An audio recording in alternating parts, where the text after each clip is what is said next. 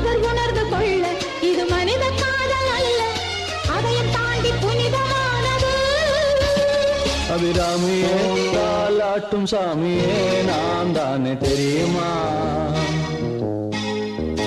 சிவகாமியே சிவனில் நீயும் பாதியே அதுவும் உனக்கு புரியுமா? சுகலாலி லாலி